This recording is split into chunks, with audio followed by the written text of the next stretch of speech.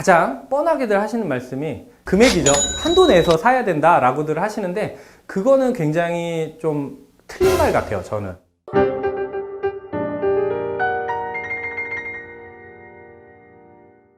안녕하세요. 저는 기정인터내셔널에서 근무하고 있는 영업팀 이창호입니다. 제가 판매하는 제품은 말코닉과 디팅에서 나오는 이제 그라인더를 판매를 주력으로 하고 있고요. 무쇠띠 원두, 이태리 무쇠띠 원두를 수입하고 있고, 디팅의 리테일 그라인더와 말코닉 에스프레소 그라인더의 정식 수입원이기도 합니다.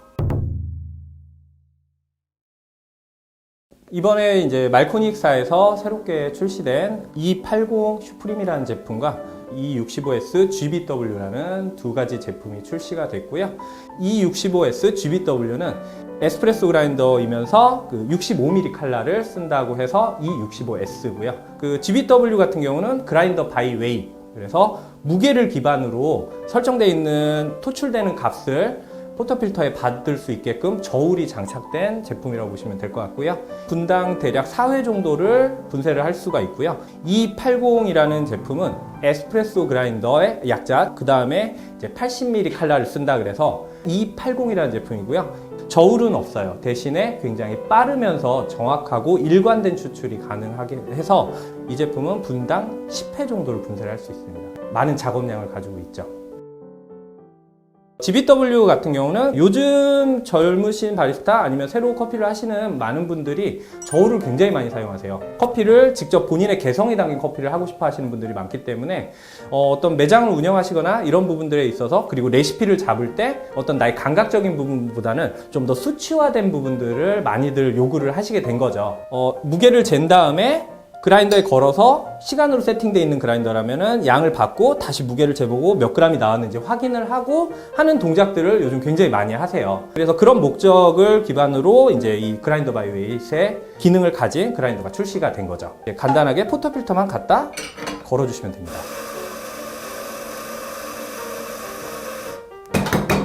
그리고 이제 사용을 하시다 보면 이렇게 물이 묻거나 아니면 원두가루가 들어있잖아요.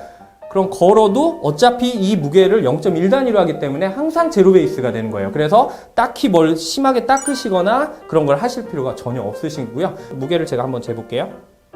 지금 0점을 우선 만들어 놓고요. 이제 16g이 나오는지 확인해 볼게요.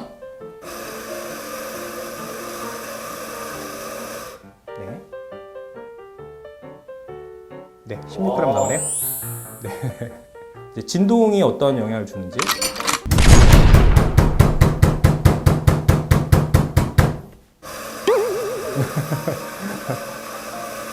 네, 이렇게 됩니다. 저울의 그 민감도를 조정할 수 있는 옵션이 있습니다. 그래서 지금은 하이로 돼 있어요. 그 상황에 맞게 진동이 좀 많은 매장이다, 좀 있다 그러면은 민감도를 낮춰서 로우나 미디엄 이렇게 낮춰 놓으면은 인지하는 것도 그렇게 어렵지 않게 인지가 되고요.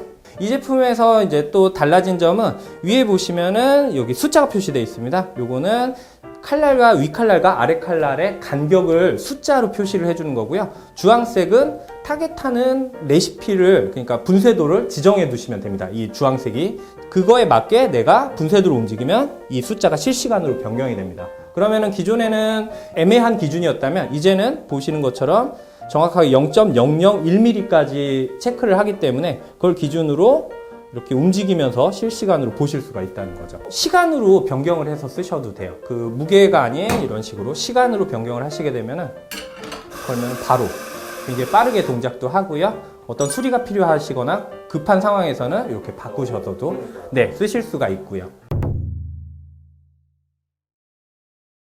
나는 꼭 저울을 써서 그렇게 항상 레시피를 정확하게 하고 싶으신 분들한테는 어떻게 보면 GBW 같은 경우는 굉장히 축복이죠.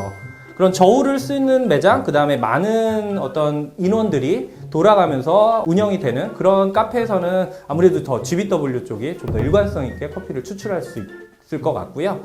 E80 같은 경우는 80mm 칼날을 쓰고 그런 더블 벤틸레이션 기능을 썼기 때문에 분당 10회를 일해도 발열이나 이런 부분들이 크지 않기 때문에 이 제품 같은 경우는 매우 바쁜 매장, 오피스 상권, 피크 매장, 그리고 80의 가장 큰 특징은 제조사에서도 얘기하는 거고 저희도 실제로 테스트를 해보면은 더 많은 플레이버를 느낄 수 있다는 게 이 80의 가장 큰 특징이에요. 그래서 기존 65S와 80에서의 가장 큰 차이점은 칼날의 크기도 있지만 칼날의 디자인이 다릅니다.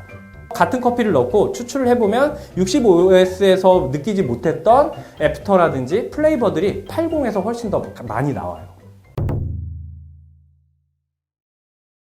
요즘에 나오는 모든 거의 대부분의 그라인더를 사용할 때마다 카운터가 됩니다. 아니면 그람수로도 표시되고 사용 시간도 요즘은 나오거든요. 그래서 권장 교체 주기에 따라서 교체를 하셔도 되는데, 이게 권장 교체 주기가 됐다고 해서 그라인더가 갑자기 이상해지거나 갑자기 막 그라인딩이 안 되거나 하진 않아요. 하지만 전조 증상으로 나타나는 것들은 우선 에스프레소용 그라인더에서는 분쇄 시간이 늘어납니다. 처음에는 세팅했을 때는 분명히 3초, 4초였다 그러면은 칼날이 어느 일정 주기가 넘어가면은 거의 한 4초, 5초까지도 이렇게 늘어나는 그런 시간이 되고요. 그 다음에 두 번째 증상, 대표적인 증상은 이제 발열이 좀 더 많아집니다. 그래서 같은 시간을 분쇄를 해도 좀 더 뜨거워지고 그라인딩 자체가 뜨거워지기 때문에 발열에 의해서 세팅이 변경되는 부분들이 많이 생기죠. 그래서 그런 전조 증상들을 보시거나 가장 정확한 거는 내부에 있는 데이터를 확인하신 후에 어느 정도를 사용했는지를 항상 점검하시는 게 가장 좋겠죠. 스페셜티에서는 가장 큰 특징은 라이트 로스팅이죠. 네. 다크하거나 미디엄 로스팅 이상 가지 않잖아요. 네. 예, 그런데 라이트한 로스팅은 전반적으로 단단해요. 덜 볶았으니까 기본적으로 단단하죠. 그렇게 되면은 예전의 메커니즘으로 봤을 때는 부하가 더 많이 걸리게 된 거잖아요. 그러면 발열도 많이 될 거고 결과물도 생각보다 좋지 않게 되기 때문에 그런 부분들을 포인트로 해서 좀 더 부하가 적고 발열이 덜 되면서 수율을 높일 수 있는 그런 메커니즘 구조로 변경돼서 이제 이번에 새로운 그라인더들이 출시되는 부분들이라고 생각하시면 좀 더 정확할 것 같아요. 가장 뻔하게들 하시는 말씀이 금액이죠. 한도 내에서 사야 된다라고들 하시는데 그거는 굉장히 좀 틀린 말 같아요. 저는 뭐냐면은 그 버젯 안에서도 포인트가 있겠죠.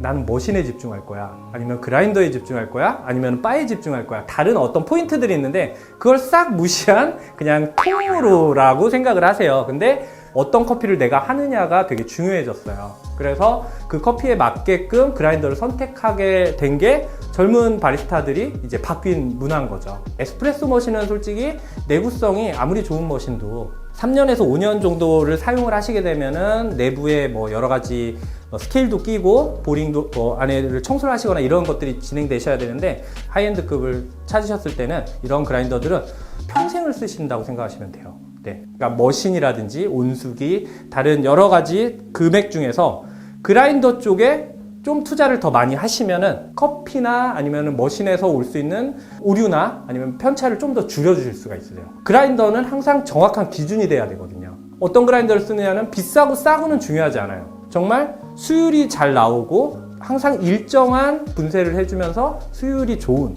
그런 그라인더가 가장 좋은 그라인더겠죠. 세 그라인더를 비교해 봤을 때도 각자가 가진 추출에 대한 같은 원두지만 어떤 건 향 쪽이 더 부각이 되고 어떤 그 제품은 조금 더 바디감이라든지 전체적인 느낌 표현, 어떤 제품은 또 가진 향이라든지 캐릭터 표현이 더 플레이버가 다양하게 나오고, 그럼 그 방향성만 잡으시면 그라인더는 그 중에 맞는 것만 선택을 하시면 돼요. 여기서는 제가 말씀드리는 거는 가격은 빼고 얘기 드리는 겁니다. 자기가 가진 원두를 테스트를 해보신 다음에 잘 맞는 그라인더를 선택하는 게 가장 현명하신 방법이실 것 같아요. 네. 에브리데이 해피 커피TV!